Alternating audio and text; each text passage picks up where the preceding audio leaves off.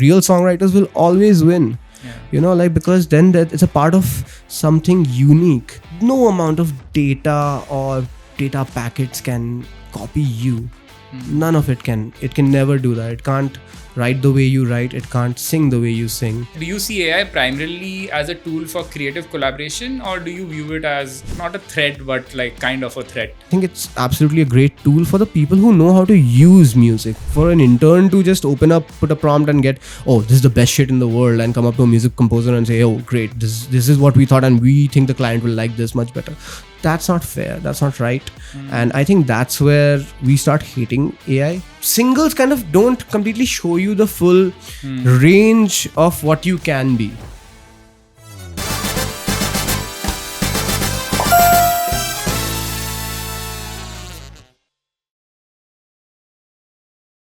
Hi and welcome to Sounddada, the podcast where we deep dive into the world of music with artists who are shaping its sound. Today, we are thrilled to have a guest whose work is beautiful tapestry of dreamy soundscapes, honest lyricism, and a unique blend of genres. As a frontman and driving force behind The Fox in the Garden, he's given us tracks that feel both nostalgic and entirely new. He's not just a vocalist and guitarist, he's a composer and a songwriter whose bedroom project has grown into full-fledged beloved band. Please join me to welcome Soutrik Chakraborty, also known as Zico. Thanks, Zico, for being here. Thanks, Malay, for having me. From a fellow Sounddada to a fellow Sounddada. Yes. We go back a long time. Yeah, it all started during our institute days. It's a taboo if you call it a college.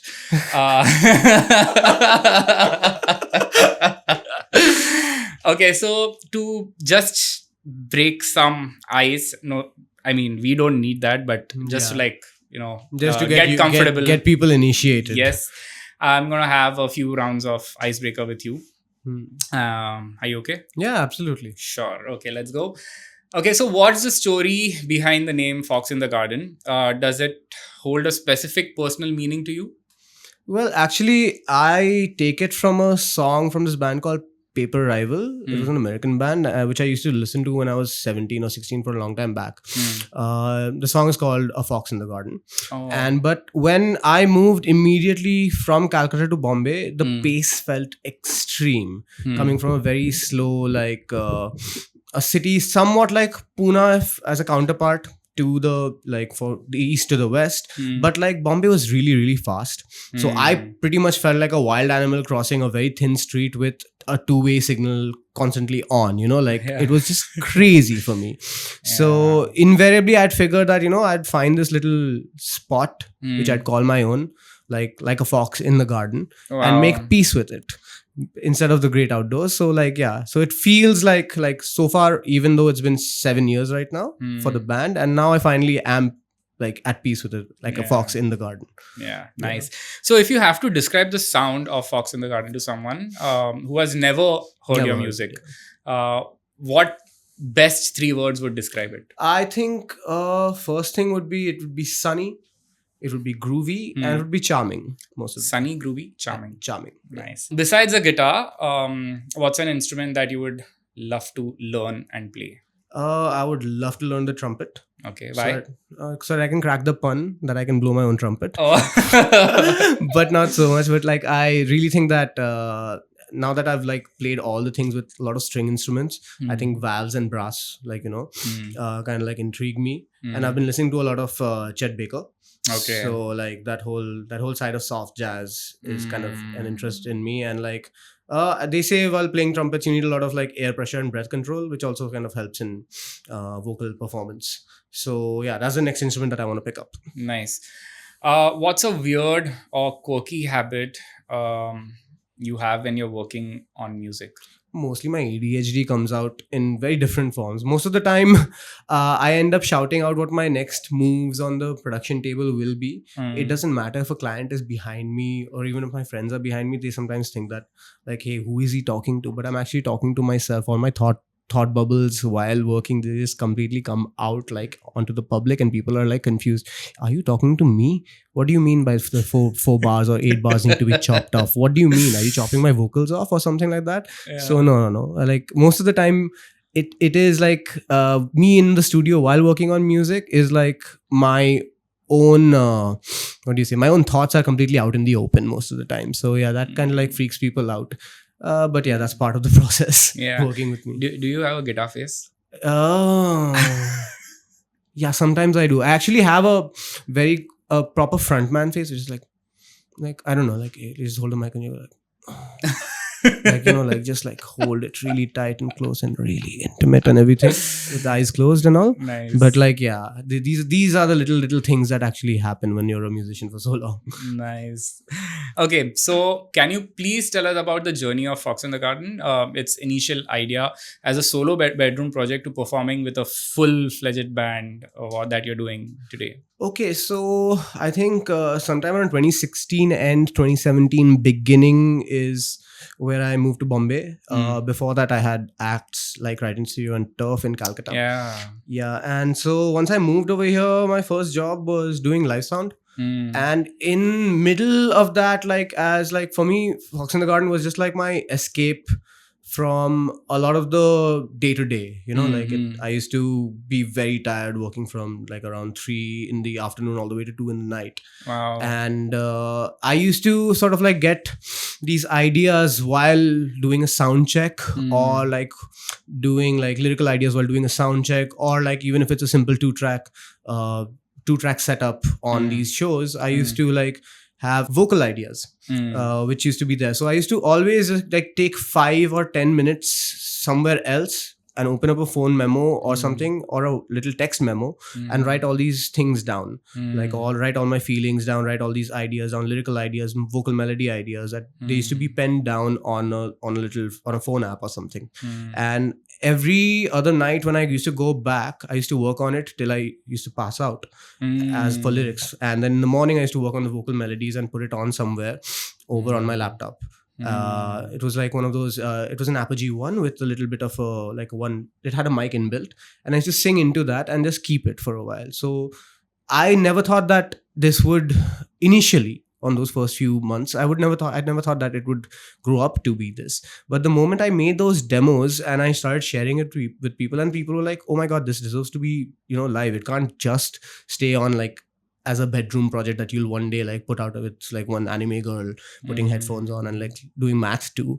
And instead of that, they were like, you know, like, yeah, I'd play with you. Some of my friends who I showed the music to at that point, they were like, yeah, I'll definitely play in this setup if it happens. Nice. And yeah, so since then, I made a demo. I sent it to a lot of people. We sent it to this YouTube thing called Friday Night Originals back in Calcutta. And I decided, okay, yeah, let me just make this song real. You know, instead of having it on my hard drive for some invariable day when I'll, you know, make this bedroom project into just a Spotify project. And like, I was very like lukewarm about it. Like I didn't think of it so seriously. But the moment that happened, I came back from Calcutta with a lot of confidence again. And I started to pursue this really seriously. So then so I met up with Avinash Chorzia from the Supersonics as on drums, Siddhant Vetekar on bass, Utkarsh Jaiswal, who was also part of the company I used to work with. We were you know, like colleagues, let's just say, over there. And then we started jamming immediately, and it started flowing into like a couple of SoundCloud demos that invariably got us onto another podcast, like the Made in India podcast. And then we started playing shows like in and around there, and it just took off. Really, really well. Nice. Yeah. Nice. But how many, you were talking about these voice memos.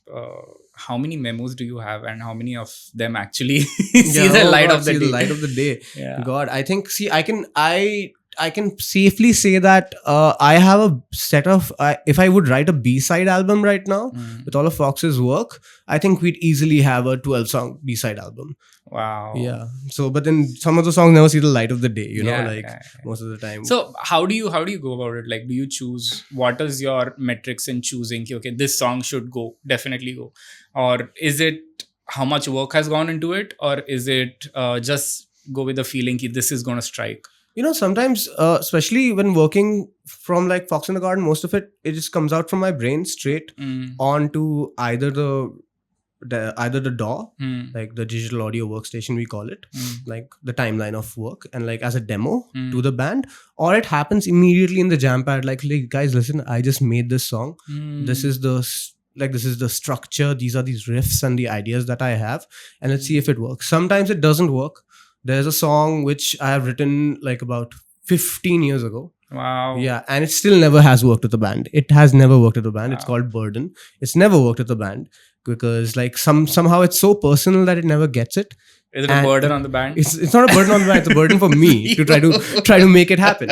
But and then again, there are songs like, for instance, the opener for Sunny Boy's first track, Daydream. It happened in like I made it the next day. Wow, this song is in. So there's no rule that like it kind of happens. If it clicks, it clicks. And there are sometimes I think of a song, no, this is definitely a Fox song. It has to be. It's made for it. It's tailor-made for it. And once you hit the jam pad, it works. Nice. So sometimes it's not always where like you write a song and then you take it to the band, because these songs that you write, that they're sometimes very, very...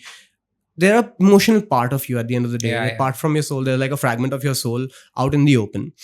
And not everybody is meant to get it. Not everybody. I mean, you can't expect everyone to get it. You can't expect everyone to get it at all. And so like but the songs that do actually end up happening, that's magical. All of it is magic. Even if I make the song for myself and it still stays in my head the way I want it, it's also magical there as well. So like, amazing. It doesn't matter like if it reaches the day or like if it gets to show the light or not. If it's still something that I hold, and if like at a party I can be the guy with the acoustic guitar and just whip it out if I want to. So it's always there. Nice. So you your music often explores like themes of nostalgia, dreams, and like urban millennial life. What's your creative process in turning these personal thoughts and feelings into a full-fledged complete song? So I believe a lot of creativity actually comes from a lot of action and a lot of thought. So whenever like, suppose either like, and both of them matter equally, like, so if I am thinking about the song day in and day out without actually taking action about it, like I've thought about it, okay, this is what I have in my head. This is the way the bridge is going to come in. If I have it like someone, okay, I want a very funky bridge sort of a situation. I want to do it. All those thoughts accumulate over your head and you have a picture in your head before you even reach the jam pad, so that and as the principal songwriter for any act, what it clearly matters is that once you're in with a room of people collaborating and making things happen, you need to know that you have at least a map, like a little mental map of where the song will go or where you want it to go. Because you've written the song, you have the theme in place, you have the set of emotions that you want to carry the listener forward from point A to point B. So now you can either like, sometimes I actually make a demo and take it, okay, this is the amount where I want to go with it. And this is the initial days of Fox where I had demos for every single thing that I wanted to explore. To at least in a verse chorus till a particular point, and then we'll see, okay, let's see what happens from here. Let's see where the magic happens and where we can take the song from there, and now recently, since we've been playing for so long, I just take the idea and I tell them that, guys, this is what I want. This is where we're going to be at. And immediately certain things click and everybody knows like, okay, this kind of a riff is what I want. And then they'll be like, and they're very versed with the material that we as a band have been listening to together. So every time we go in, we're like, okay, yeah, this is what the song is immediately. This song definitely needs that. And if there are places where like, no, maybe this song might not need that. Why don't you try it a little differently? Kind of like, oh, stop playing the rhythm guitar over here for a bit. Just sing. We've got you. And then a little bit of like, we take little parts of it goes a little differently from what's happening inside my head. But the band's always got my back. So it's always a collaborative thing in terms of your input from your band members to completing the song. I think there's a very good saying in life, which is like most musicians actually like, and it's very fortunate that I have a set of musicians who play with me, which actually serve the song. Yeah, it's very important to serve the song. So that is the most important part while doing, like, in the process of the creativity, to make it from A to B. Once you serve a song really well, it will take you there. It'll always take you there, irrespective of like what you think should be the case, but the song will guide you. Yes, most of the time. Yes. So say you have your set of, like, musicians playing with you, like you said, serve the song. But if the song requires, say, a saxophone, do you put it in it, or like what do you do? Or like, so what's the process when it comes to a recording versus live? Live, fine, you can take the liberty of playing, like, substituting it with probably a guitar solo or like whatever. But when, like, if you have to serve the song, then in your head you're thinking, okay, this is either a trumpet part or this is a saxophone part. Do you actually put it there, or like what do you do? See, most of the time, that's where modern production has come into play, where like I actually write most of the parts for a guitar sort of an arrangement, because that's like always been my primary go-to, and electric guitar has always been my primary go-to, at least for stage.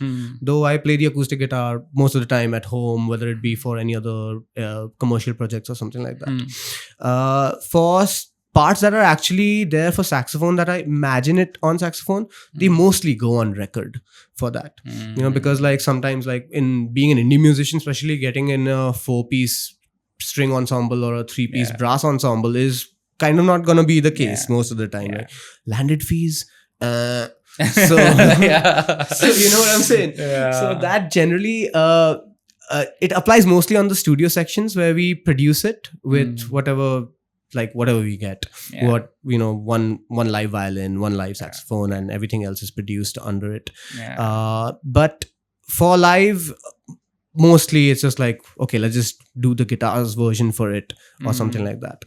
And sometimes when something is set in stone immediately, it's also fun to change it around for live, and vice versa as well. Like sometimes I like, recently on some of our new stuff, I've just been concentrating on what it will sound like live, and I just want to replicate that. And if something else happens on record, maybe if I want to change some stuff around, I'll do it on record or have another version for it. It's not, for me, it's always about, like, I used to think that maybe what's on the record should be replicated live, but now I'm a little more flexible as an artist these days, where like it doesn't matter what's on the record, it doesn't matter like what's on live. Every single gig should be an experience for me right now, and that's where my head's at with all of that. Nice. I wanted to ask you, when we were in the institute, you had a band right in studio, right? And these were like probably the formative years of your musical journey. I mean, no doubt you learned before that, but as a band, does any of that sound, the chemistry, have an influence to Fox? Actually, I would like to say that I take whatever I learned from those years, specifically back in Calcutta and the scene back then, as one of my primary intakes as a musician. Because it wasn't just Right in Stereo, it was all the other acts that were around, Supersonics, Neil and the Light Bulbs, and like we had a tight scene back then. Even like, for instance, the Ganesh Talkies and all, we used to play a lot of gigs together, and we used to know all the musicians in and around. So a lot of those guys, my own drummers, my own bass players, they've all influenced me as a thing. I carry a lot of that with me wherever I go. And though Right in Stereo was a dance punk song, like a band with a lot of energy, and I still pretty much play the guitar the same way almost, because it was still me back then, but now it's like a plus version of me with coming in as a songwriter, as a frontman, as a performer, as a vocalist maybe right now. So, and trust me, dude, I just picked up singing when I moved to Bombay. Before that, I was just like a bathroom singer, and nobody, like, I just used to do backing vocals for one band maybe, and And all of that, like all of my experiences from those days in those formative years has now like kind of like, taken seed and like popped out, that sort of a situation where a lot of it is still, I'm still that person, but I'm a plus version of me from back then. Nice. Could you share some of your biggest music inspirations that has shaped your sound? Okay, so that's a long bloody list. Okay, few. Say top three. Few top three. I'd say internationally speaking. Okay, let's just do it internationally and tangible situation because I actually, so internationally speaking, let's just say The Strokes. Oh, nice. Like The Strokes, Julian Casablancas, all of that. Arctic Monkeys, Alex Turner, and Mac DeMarco. Majorly. And I'd like to mention the guys from Kings of Convenience, Erland Doyle, the frontman over there, and Phoenix, the band, like the frontman of Phoenix is married to Sofia Coppola as well. So, because I love Sofia Coppola movies, and when I see all of that, it's just like, and I see his music, I'm like, whoa. So this is the international side of things in terms of spectrums. And for Indian artists who are tangible for me, the Supersonics, Neil and the Light Bulbs, Parik and Singh. Yeah. Definitely, like all my hometown heroes back then, like who I have pretty much seen front row, grown up. Miti Adhikari, like I mean, without his omnipresence to this date, like a lot of like these decisions on what's good, the production values and the aspects of it, I know what I know from that man. So those were my influences mostly. Nice. How has the addition of new members kind of influenced and evolved the sound of Fox in the Garden? Okay, so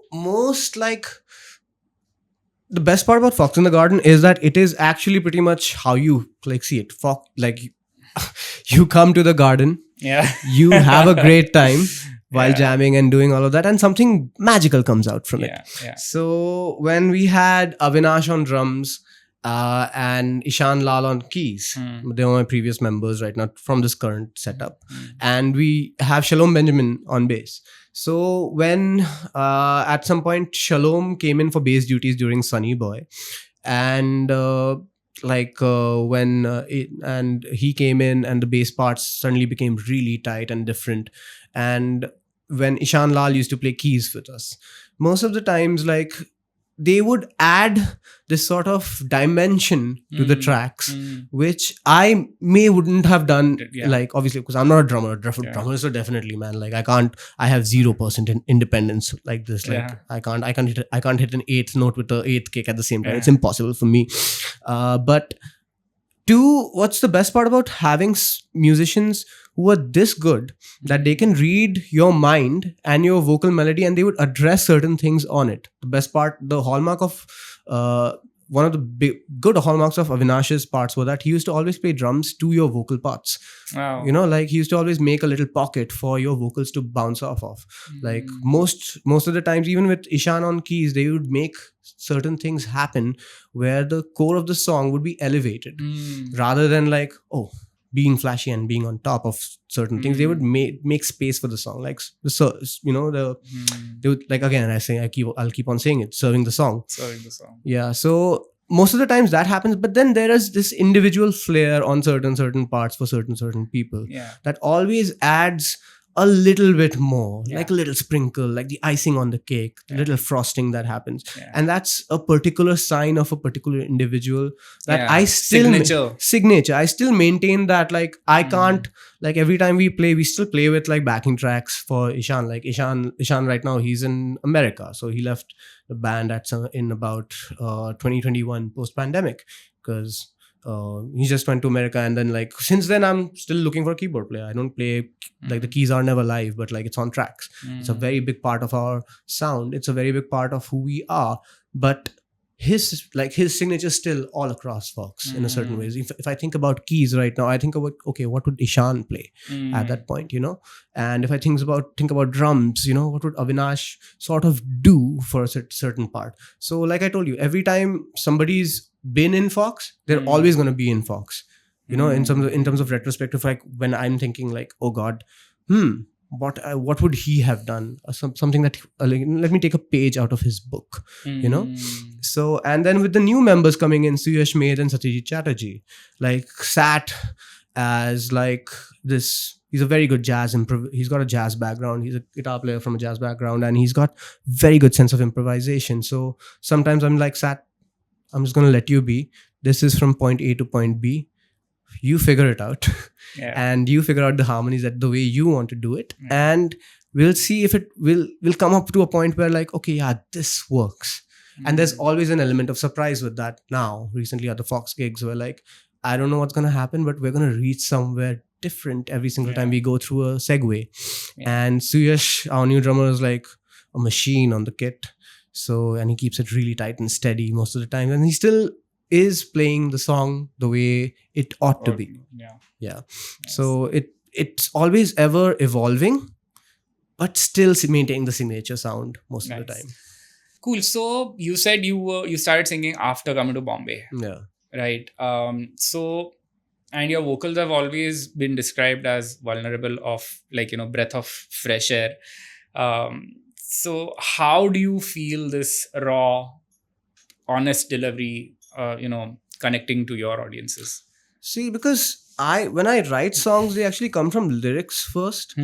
It's more for me, which I mean, though all of this is not me saying it. Yeah. But at the same time, whenever people have received it well, it's only because there's a connection between lyricism and like performance in terms of expression and conviction. This one time it's like one of my old friend Debo from Right in Stereo, he once said it like, and this is when I'm not serious or anything. He says like, dude, bro, if you write like this, you gotta be really convinced that this is what you want to say. And I started concentrating on the art of like performance in terms of like having like, because every single time you say a word, the way you end a word while singing, the little frailties, little imperfections of that note, the way you bend a note, the way you have a quiver on something when it's emotional and when it's like really inward rather than outward. Those kind of decisions actually I've started inculcating into the aspect of the performance, and it kind of makes a difference to something that is just like a vocal melody that would be, if you would say, very straight and on the nose instead. You know what I'm saying? So if your lyrics are nuanced, you need to have a nuanced way of delivering it as well. And I think that's where one of my most what do you say? That's a fixation for me. It's a fixation for me. It's a fixation for me where I would want to deliver these particular lines in a particular way, and I'd have it no other way. Like, I wouldn't like to change the way I sing something very differently just because it sounds different to some people. Like, like it might not work for the crowd, but I don't care. Yeah. I just that's what I was going to ask you. How much of it, do you compose, write, produce for yourself versus for the crowd? Yeah. So mostly I actually compose right for myself. I actually agree. I actually agree with all those Rick Rubin memes that say like the crowd doesn't know anything. Like I actually agree with it. I only want to. That's I think the way you should do it. I mean, if you are writing as an artist, you should write only because I mean, my story will reflect with other people when they read a part of it. It's not it's impossible for you to like the whole of my story. It's impossible because my stories are my stories, but where you and I will connect is a little part of it where you would feel like, yes, I also felt the same way about the same thing at some point, and therefore like I agree with you, and that's where like that's where the conversation starts. That's where the instant connection is. Instant connection is. That's where the conversation starts. Like, you also felt about this, but I also had a similar feeling at a similar point of time about certain things. Though my thing was very different, but here I am with you on the same journey with the same feeling together. That's how you get it. Because if you like write a very simple story, which is very run of the mill, like, like everybody writes the boy meets girl kind of a story. Yeah. But the reality of it, even though like from all the angles of filmmaking or the angles of like poetry or wherever, the nuances and the importance lies in what's inside of it. So the moment you're inside of a person's brain is the moment I am inside yours as well.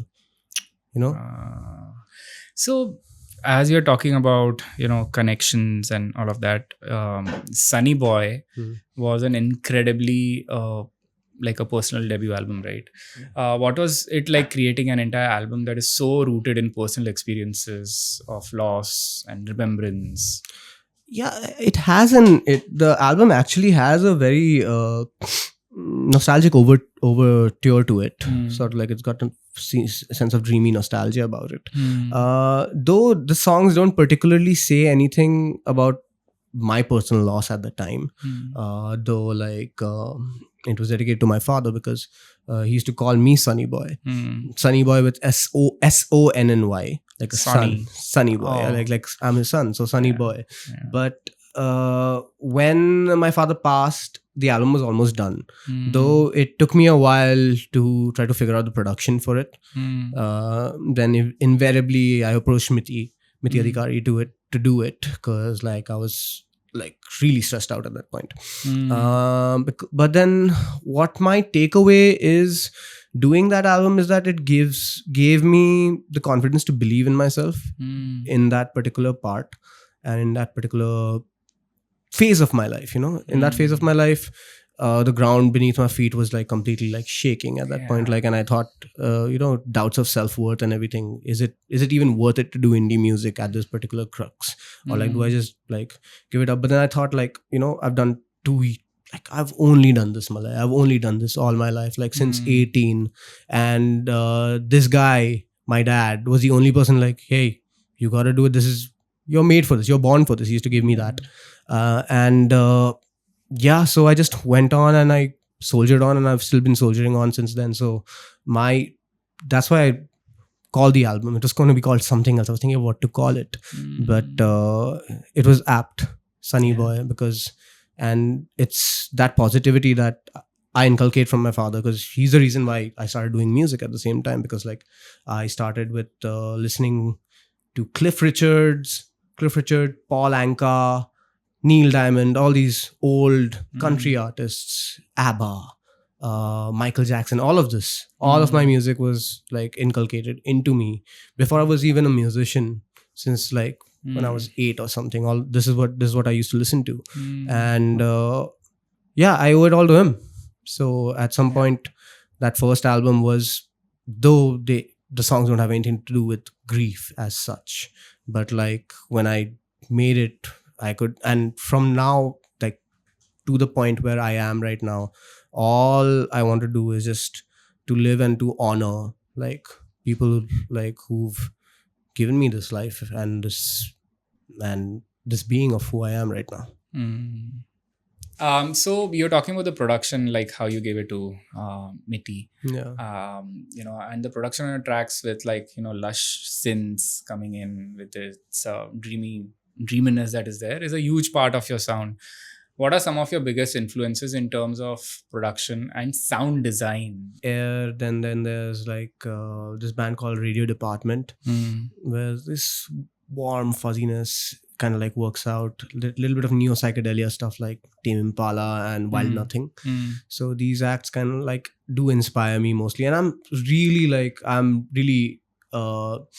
a big pedal head, like pedals, guitar pedals, and all the things that ambience or reverb and delays can do, the different things. Since the initial Right in Stereo days, like being a guitar pedal master or whatever, fixations on tones and all these other things have always always intrigued me. Like, and with that I find Utkarsh, who's my guitar player since like who's part of Fox since A1 from day one, and we've just been working around with sounds that we think that this will work, nobody else will warp out or chorus out their guitars as much as we do, or like have an infinite delay or like an infinite feedback loop that from your guitar that's working across. I don't know, for one song called Goa, it runs on for 64 bars or something like that, so we do all of this like with a common goal to like really trip out, I guess. Trip out and to like have like these intense segues of like the intense amount of space that we get. So it's all coming from loving guitar pedals, loving all sorts of things like all the synths and the dreamy 80s pop vibe and this thing I've been obsessed with. 80s synth pop recently. Pop 80s, synth pop 80s, city pop. Yeah. And all those things. So yeah, all of those kind of things come together and like immediately get imprinted on our signature, like it's a Fox staple. Nice. You know? So can you just like run us through, you before in the podcast you said, you had these voice memos and now you're talking about how, a full-fledged track comes out, right? Yeah. Can you just walk us through a step-by-step process? Yeah. What happens of the idea to like a full-fledged song? So I am in an auto, for instance, per se. I'm in an auto. I write these lyrics down. I'm writing it down. I write these lyrics down and I quickly sing like, I try to take what's mine, manifest all of my designs. So I write this is the lyric and this is the thing is. So then I start writing the next of it. The other parts of the lyrics and I make a voice note over there. And then I take these voice notes, I listen to it. And then while I'm listening to these voice notes off a warbled out auto, it's going, all of this is happening across the thing. I go back home, I open up Cubase. I take a little guitar and like I'm like sitting and making the drum parts, like little bit of this, little bit of that, just so that I can play along. Anything that I can play, and I start strumming the guitar and I write it. I set the tone on. Okay, this is what the way it is gonna be. I write the parts and I sing and I record a demo, a little bit of demo, even on my phone, like when it's happening live, it's all there. And then I sit back and I'm like, okay, guys, what are you guys doing on Tuesday? We haven't jammed in a while. I have a new song. It's gonna come out. It's gonna be amazing. I figured out what we need to do with it. And then let's just hit the jam pad. And I'm very fortunate. Like, I kid you not, I'm very fortunate that the Fox in the Garden members, we love to jam. It's contrary. People have asked us, like, hey, how come you guys are in the jam room? Do you guys have a gig coming up soon? And we're like, no, not at all. We're like, we have to work on some new songs and some new material. We're songwriting. And we come in and this is the song. Dun, dun, dun, dun, dun. This is the song. What do you guys think about it? And then like I'm mouthing to my drummer like, hey, okay, no. Okay, then like, no, just move that kick in 16th, a little 16th note over here. Can you do this? The dum dum, this flam. You also have the tadadush, dum dum. All of this thing is happening where like he's struggling to figure out if I'm actually singing the hi-hat or say like this is there. So all of that happens. And then like when the bass part comes in, like, okay, no, can you just play the vocal melody of the bass over there instead of the verse, and then like figure out where the pockets are. Then everybody starts working on the little bits of it. Once we get a verse and a chorus right, we are in. The moment we're in, then all the other parts come together. Okay, listen, let's just take a recording from this. We take a recording from that. We go home. Everybody works out some more parts. We come back in the very next day, or maybe next week or something. We come back in and we're like, okay, this is where we're at. Did anybody work out the bridge? Okay, no. Then the bridge is going to be this. This is what I've thought of. And in that time, I've already thought of like where the song is at, where the other parts of the thing will be. I've already written a second verse. I've written the refrain and the bridge, all of that, the way the song is. And in my head, the song is already complete. And everybody's coming back in and they're like, okay, look, Zico. Then I'm like, oh, okay, this is how we're going to finish it. Like, yes, song's done. 2 jams, we are done. Wow. And everything else, so we already had that structure there, that little recording that we did. We take it back, we tempo map it. We're like, okay, song tempo is set, everything is done. Let's go to the studio. Wow. We go to the studio, we track things live. Nice. We track the drums and the bass live. Or we have this guide track that we've made. Most of the time this is live, but otherwise we just have a guide track where we sort of superimpose certain things. So like guide track is there, drums are programmed, drums get replaced with live drums. With the bass also live with it, because we've rehearsed all of that. That gets changed. Then all the guide guitars, bye-bye. New guitars coming in. New guitars are recorded in. New guitars are in. And then guide vocals, bye-bye. New vocals come in straight immediately after, like we've done, and everything is settled in. And then comes the production part of it. Then we're like, okay, nice. what synths would we put behind it? What vocal, like how do we make the vocals work out? What are the harmonies that can, elevate this track? Like, okay, let's just make a little hot pocket over here. Like just pull out the drums on this, or just like make something happen just over here, mute some instruments, cut some bars out, all of this. Then it's the editing process, and then for the record we're good. Let's see what happens live. Amazing. Yeah. So you said guide track, which is a demo track. Yeah. When you have your demo track or the guide in place, how much of a role you are a sound engineer as well, right? How much of mixing and mastering plays a part on the song? At the guide process, or like before? No, like, so I'm talking about like from the inception stage, right? Yeah. Like, so you have a certain journey of a song. Okay, I want the song to sound like this. So when you are probably mixing the song, or when like you're finished with all the production, do you produce having a reference of a mix in mind, or do you produce to produce the track and then look for a reference, or both ways? No, I actually like with Fox most of the time, and it's only with Fox. It's not when I'm like working with other people.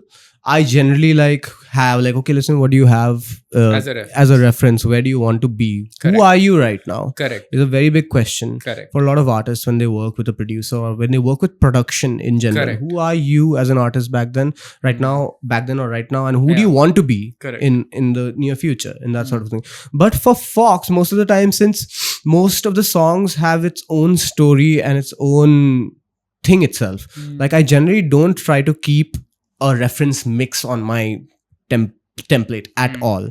Like I know that, but then certain things are already taken care of in Inception, in the guide track, where like I want the guitars, like whatever we recorded on the guide guitars are pretty much close to the tones that we want. Whatever we recorded as a home demo and the way I process that are pretty much close to what I think should be the case most of the time. And when like sometimes like it also changes. It definitely changes. When I have other producer friends, it takes a village, honestly, to make something happen. So all my other producer friends like Apurv from Pacifist, Sanjay, Filter Soup, all these, I keep sending mixes to different people, and my guitar player Sat though can't keep anything in his belly. He'll just like, hey, plug it into a Bluetooth and like, hey guys, new demo, come on, let's see what it means. So all of that kind of happens. So like it's never set in stone per se, but I believe like for production, the main thing is whether the song is vibing or not.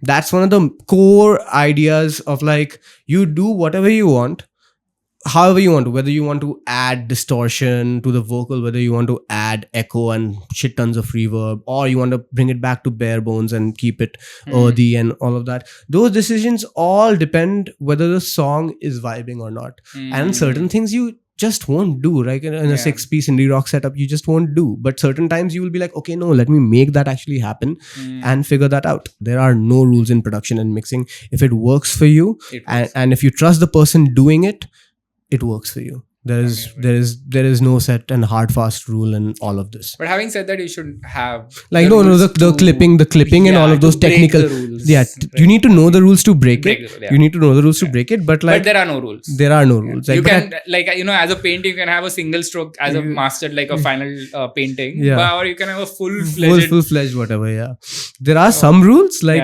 don't blow up the damn audio signal. Don't like go crazy. Know the rules to break them. No, but if you're also like ambient noise or whatever, if that is your genre, go ham, bro. Go ham. Nice.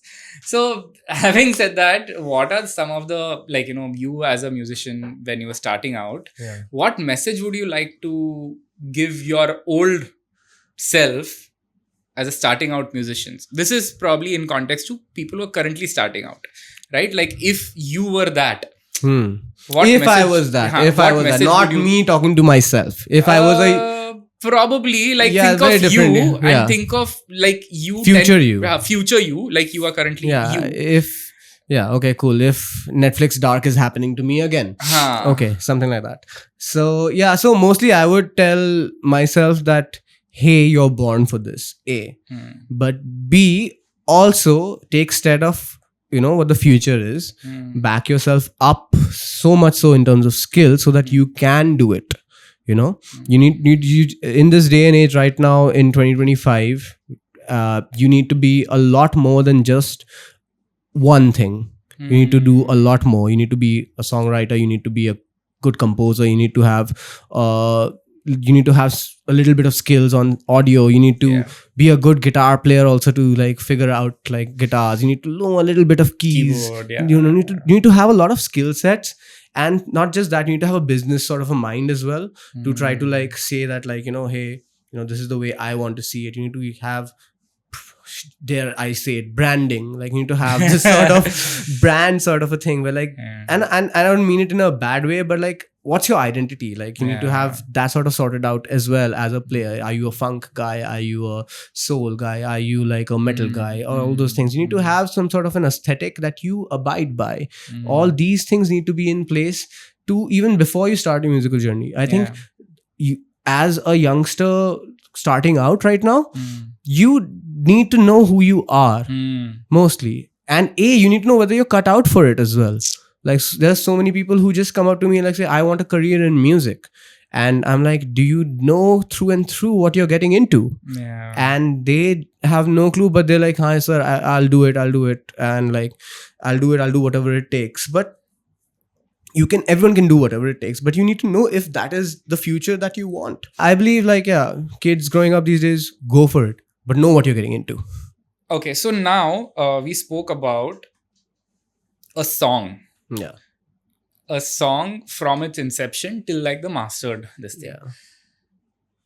But you started with an album. I started with an album, I mean, if you count the SoundCloud singles, definitely. No, so then it's I'm different. not talking about SoundCloud singles, but like I just want to talk about how different is it? Like you are releasing an album now. Yeah, I'm releasing an album. Right? Now, An 8-track track album.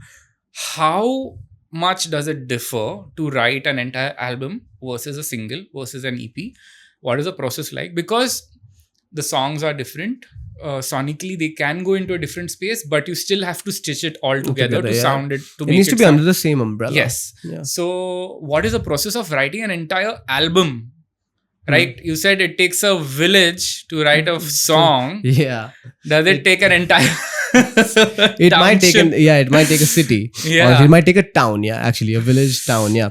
But honestly, like all of this works in a particular framework where like if you are good to yourself as a musician and you're writing songs all the time, it's about practice. And now in this particular climate, single culture definitely, like, and this is just me personally speaking from a point of objectivity from my end, where like singles kind of don't completely show you the full range of what you can be generally. Like, because a single comes, if it gets playlisted, if there's so many ifs and buts about a single, like there's so many of our artists who release so much and they get almost nothing in return.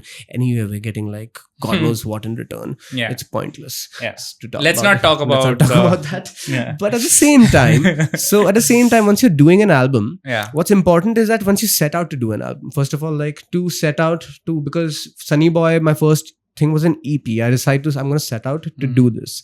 And I've only set out to do big chunks of work, not do a single and then like do another single or such like that. Nothing like that.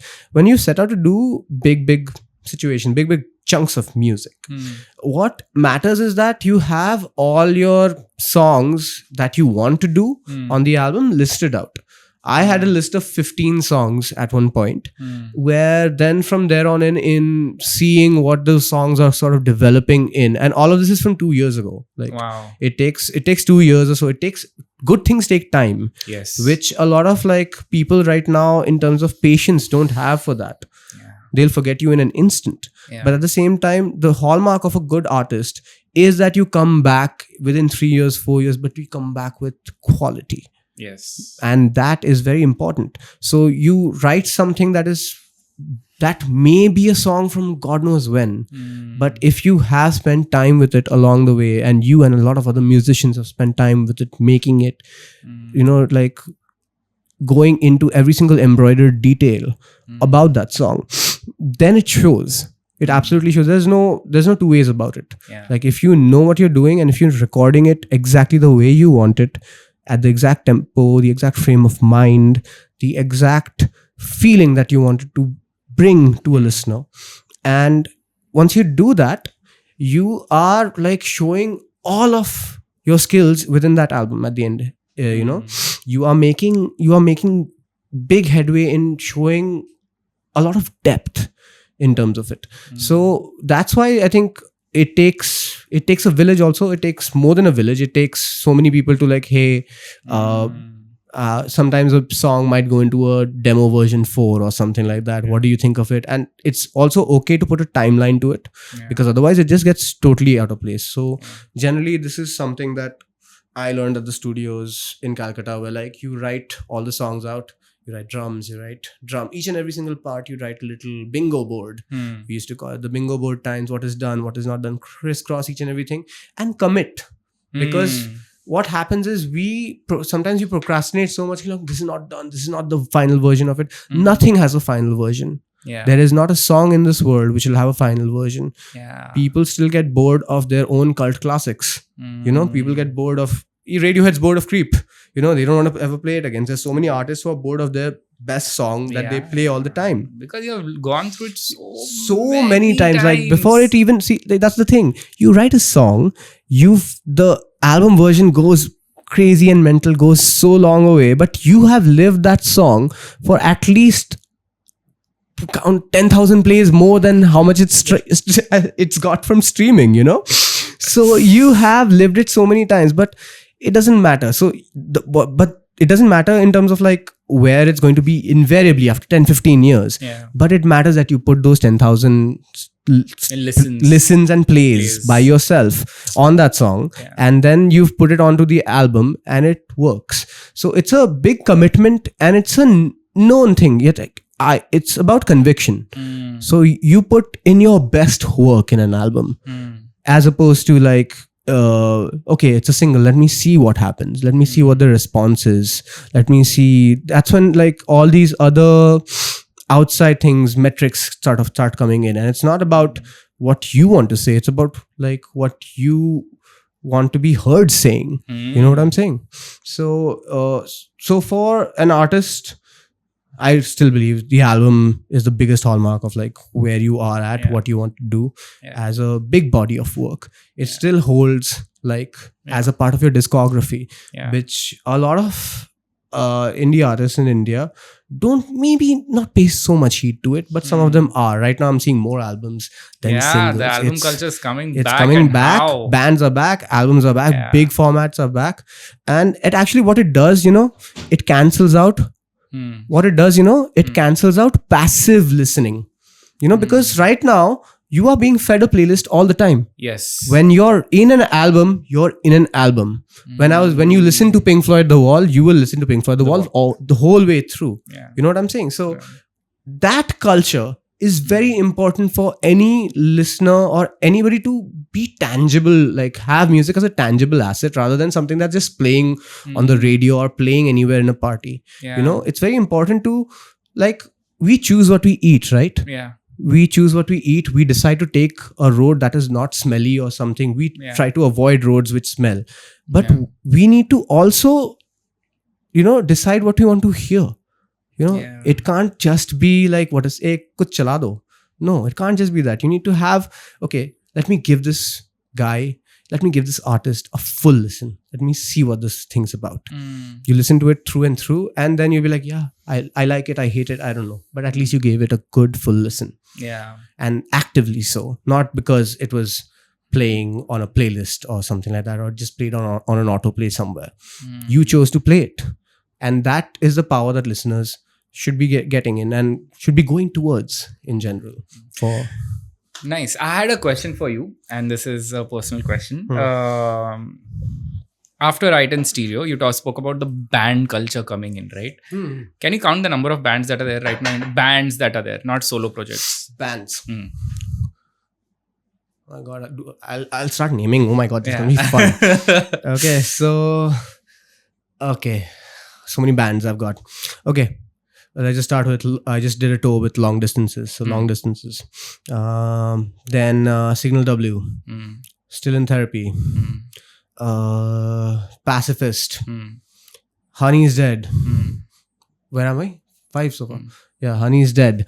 Let's just say Sen is back from the Super Song Anand Sen. He's back. Then I saw a gig where Light Years Explode. They're also running. Light Years Explode. Light Years Explode.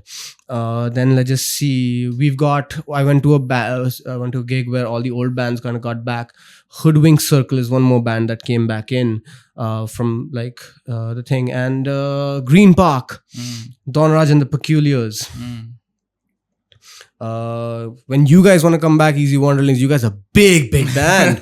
Yeah. So, and then all the other Sunflower Tape Machine. Yeah, he's got a band. Yeah. Then there's Fox in the Garden. Oh yeah, Fox in the Garden.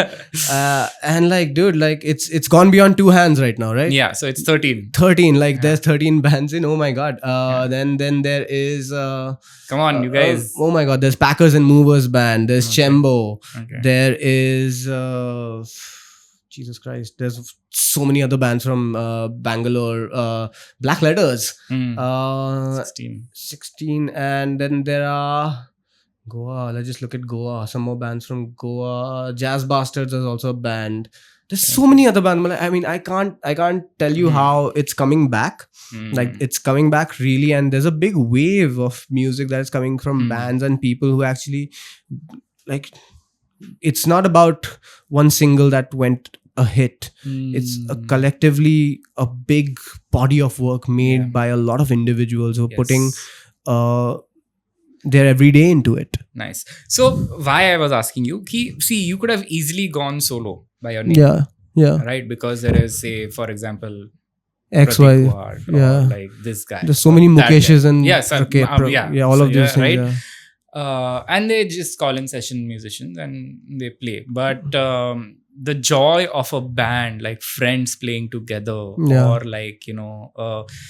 that chemistry that happens when you are just jamming, and somehow I felt in the last decade that was kind of changing, but clearly now you're saying there are so many other bands, but still I feel pretty less in number in terms of where India is in terms of population and all of that. But I wanted to ask you why you went with a band and not a solo project. I've always been in a band, man. Since from 18 or so, that's what I know. If I play a chord and I don't see it resonate with the person next to me, and the feeling like somebody else gets when the music we're playing together, it feels kind of lonely. It feels very lonely to even decide tomorrow my bassist might be different, my drummer might be different, and these parts that have come in from somebody else gets replaced all of a sudden. It doesn't feel right. I've always come from a culture where if I'm playing it with you and I are sharing so many little moments in between a song, even at a rehearsal, that you and I are looking in. Well, this bass part, I am grooving with you at the same time. I turn around and signal to the drummer, that signal, hey, song's about to end, 1, 2, 3, and you go together, and then 1, 2, da da da da da. All of those things, they actually originate even in the jam pad. Because it's such a joy to play with people, because they are your first listeners.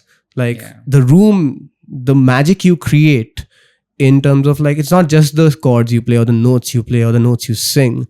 It's collectively how it echoes or resonates in your souls as 5 people or 6 people member, band of how many people. That actually translates across, and people see it. People see the looks exchanged between the bassist and the drummer. People see the body language exchange between 2 guitar players on the opposite end of the stage. People see when the vocalist is looking at a guitar solo trying to happen. People look at all of this, and that is this little chemistry that happens is what makes people so involved in a band, because the band actually grows outward, encapsulating more people that way. Whether you're not just looking at one person and one person's art. It's not just one person with a session. Whoever might be the main songwriter, it doesn't matter. Because at that point, that music is collective, and that feeling is collective. The moment you kind of as an audience, because I've also been I've been an audience first most of my life as well. So when I see the magic between 5 people and the way they interact, it gives me the pleasure that I am part of this as well. So it's a human connection, you know? Correct. So this is where my next question comes in. As a musician, how much skill is important versus how much feel is important on stage to get that chemistry or that thing out? You know, would you rather be a skillful musician, or would you rather be a feel based musician? yeah. So I think I take feel over skill any day. Okay. But I think skill is also pretty much important. You need to have that. Let's just say you need to have 16 bars of extreme skill at every set. Yeah. You know, 16 bars of skill. Yeah, 16 that's bars, all it like takes. that's all it takes. You need to be skillful enough for those 16 bars of wherever that there is in the song or whatever. But at the same time, all of the rest of it has to be feel, because people sometimes might not be able to understand complete skill, though we as an Indian audience, we are used to a lot of skill, trust me, because of our backgrounds in classical music and everything. We are used to a lot of skill, but a lot of times we are not used to as much as feel. But feel matters so much more. It matters a lot more, where like something simple as maybe Yellow resonates with so many audiences. Yeah. And it's the easiest song to play in the whole world. Yeah. And that way, when I think about things that way, feel is very much important. And it sometimes gets sidetracked sometimes, but the audience knows. The audience isn't dumb. They know, where it's coming from most of the time. So yeah, I think both of them are equally important, but I'm a feel kind of a guy. Nice. Yeah. Do you have stage fear still? Sometimes it takes a good song To get into it. to get into So it. first Sometimes song is always I'm trying to shut my heavier. left leg up. Okay, so my left leg is going on 32 notes. Okay, wow. Sometimes it takes a while for my left leg to shut up. But apart from that, when I'm plugged into in-ears and everything, it kind of works better for me in terms of stage presence. But after 2 songs, it's all in. It's all in. How much do you feed off the audience energy? A lot. Yeah. A lot. I'm not a person who likes dim lit rooms. I prefer some lights on the audience. I like to see people's eyes. I like to see the whites in their eyes. I like to see them smile. I like to know the room that I'm working into, the room that I'm walking into. I like to know what sort of a thing works. I like to crack a pun that doesn't work sometimes, and then figure out what was going to be next in the middle of the song. I talk a lot of shit also sometimes on stage, but in the middle of it, when we're tuning or whatnot. So it's just fun. We have a lot of fun in the band when we're performing, and I like to feed off of people on the front row or something, because then it becomes inclusive. Because sometimes I also want to be on the audience. I also want to witness what's happening, dude, in a Fox in the Garden gig. Because you never know. You can only see videos and everything, but exactly don't know. So for me, that's the way to hey, come in. Nice. Let's all have fun. Nice. That sort of a thing. So you spoke. We spoke about feel and skill. But let's just address the elephant in the room: AI. Right. Aye. So AI in music is kind of the hottest topic right now.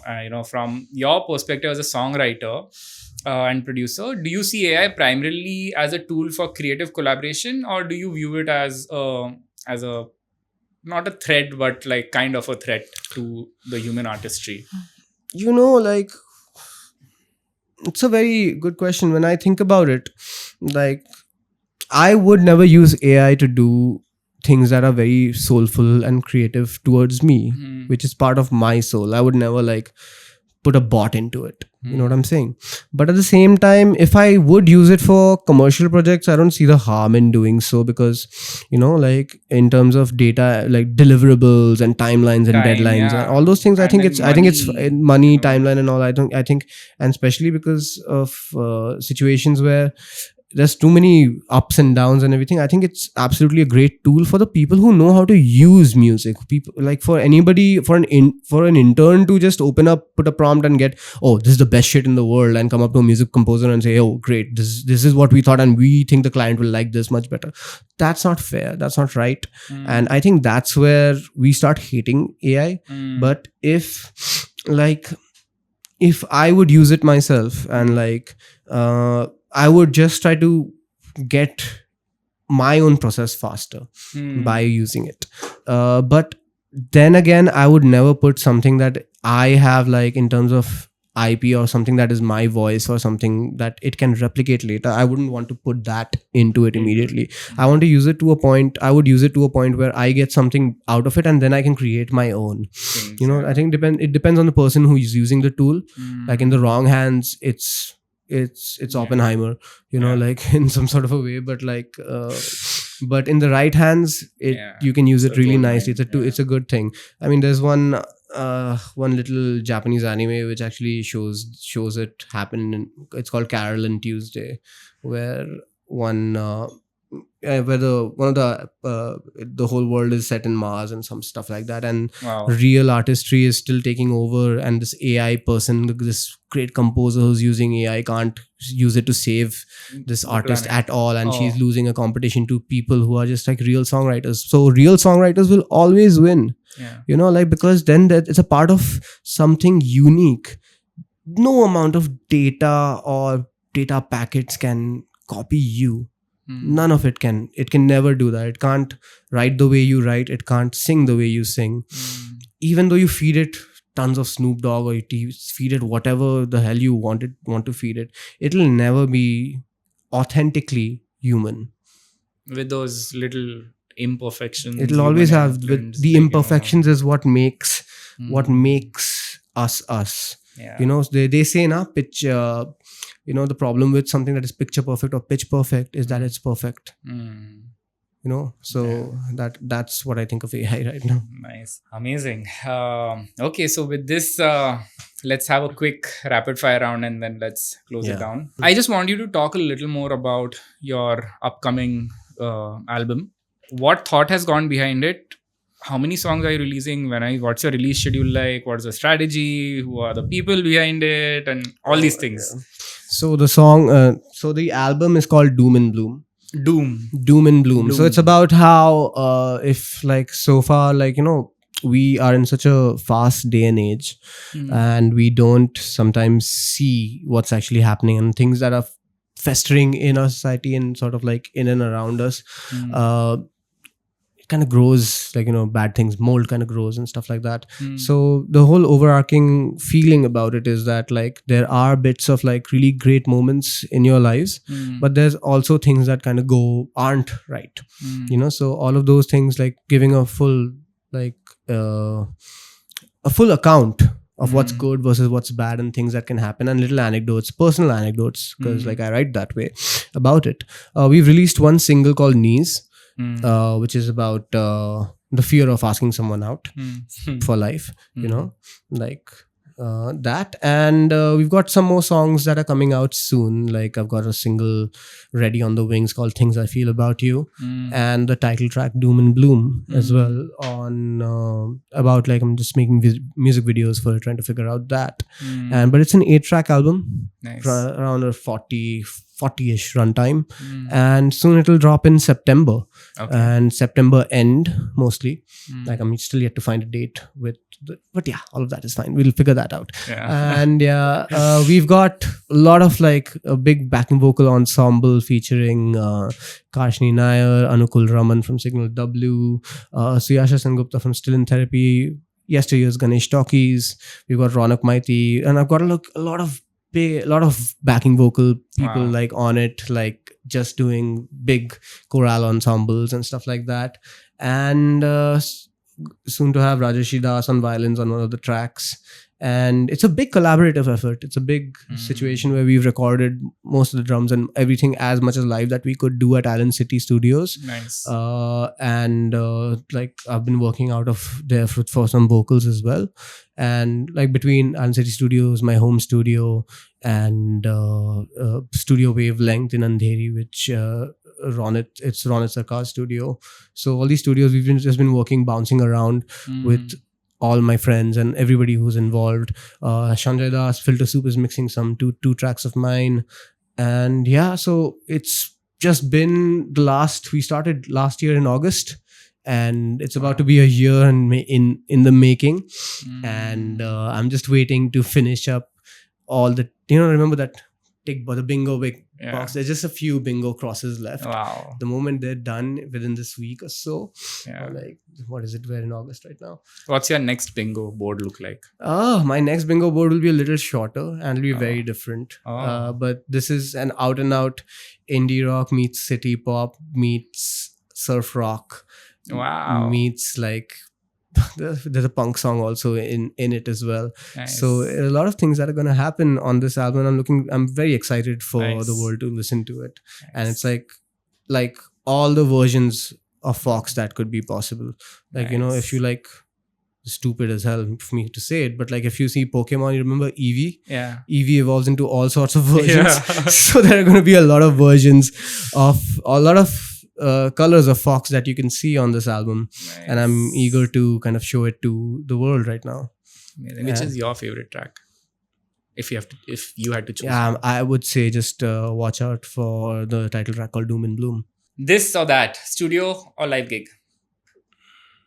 For me, live gig. Okay. Acoustic or electric? Electric. I knew it. Lyrics or melody? Lyrics. Collaborate or solo? Collaborate. Okay. Vintage or modern? Judging by the day, I think vintage. Okay. Recording a hit or creating a cult classic? Cult classic. Wow. You answered it before. Spotify or Bandcamp? Bandcamp. Oh, really? Yeah, I want to earn music the right way right now. Like, it's okay. It's fine. Okay, You can, wow. yeah. Morning person or night? Oh, Jesus. Morning or night? I'm just going to say this for my wife. Morning. Oh. Someone, if you're listening, that was for you. Okay. So, if you weren't into music, what would you be doing? I would be doing sports management. Oh. Yeah, Which sport do you because Football. because I like sports, and like I would definitely want to be next to a pitch and just manage some guys, something or the other. I would just figure out a way just to be near a patch of grass, which is getting so hard to find these days. Yes. One song you could listen to all your life. I'll name two. Okay. Part-Time Lover by Stevie Wonder and Daft Punk, Something About Us. Nice. The most challenging part of being an indie artist in India. Okay, this is a very important one. I think it's struggling. The most challenging part is actually financials and seeing where you're at, and always, being on top of that. It's a very important part where most indie artists kind of like give up their dreams and give up all of their their body's work, and they just like, I don't want to do this anymore. But it's very important for them to like really believe and really have financial independence to back up being an indie artist, because so many of us, we just quit. Yeah. Like we just drop it because like it's not working out. But then you got to keep on going, because like if so many people quit, it just doesn't work out. You got to keep on at it. Yeah. Wow. So your favorite venue to perform? There's so many. I mean, depending in life, in whatever I've performed in life or whatever's available right now. Both. Okay. So right now I think, because in Bombay I'd say it's antisocial for now currently. But in life I'd still say like I would have loved to perform in two places. In the past, one is Humming Tree in Bangalore. That never happened, and they're saying Blue Frog might be back. It's just a rumor, but I don't know. But Blue Frog back in the day. Nice. Yeah. A genre of music you'd love to experiment with? Jazz. Nice. The best piece of advice you have received in your musical journey? I'd say it's the best piece of advice I kind of got is I'd say someone once told me like that you were born for this. And so happy that you're doing this, because I wouldn't have seen you in any other. Like, one of my friends only told me, like, after meeting him for 15 years or so, he was like, it seems like you were born for this. Wow. So I'd say, that's the best thing anyone has ever said, like, in general, like, this is what you were meant to do. Wow. I had an incident to share with you. Yeah, go on. So we were performing on a big stage in a festival. Yeah. And my body pack was not working. And you know how it is on Yeah, stage, yeah. right? Like, all frequencies Everything's muffled going everywhere. Couldn't hear, plus playing bass, so gone, right? And I was playing a guitar for one of the tracks, and like, I couldn't hear anything. Yeah. I just picked up the guitar, it was right there, and I just started playing. And then the best piece of advice I've got is always tune your guitar before getting into the song. The entire time my guitar was on mute, thanks to my engineer. Otherwise, the song would have just fallen flat. Yeah. So always tune your guitar before getting with the song. Yeah. One artist or a band you would love to collaborate with? It's a hard one. Okay, there's a set of people. Okay, I'd love to have Bruce Lee Money on one of my songs as a guitar player. I think he's smashing. And the other thing, I would love to have Neil Adhikari on one of my songs singing as well. I do have him on backing vocals, but I would want to sing on one of his songs as well. So we're working on something together soon. So, nice. Yeah. What is the last song that you listened to? Okay, the last song that I listened to was today. I was listening to this song called Stay With Me by Miki Matsubara. I think it's a very popular Instagram reel as well. So yeah, it's Japanese city pop. Do check it out. Nice. Yeah. Amazing. Yeah. Man, Zico, thank you so much. Thank you. This has been like phenomenal. Thanks for sharing your journey. Even though I know you since such a long time, over a decade now, it felt like, as if we were just reconnecting, and like, I learned so many things about you. And for our audiences as well, I hope you take back a lot from this podcast. Thanks for tuning in, and do subscribe to Sounddada.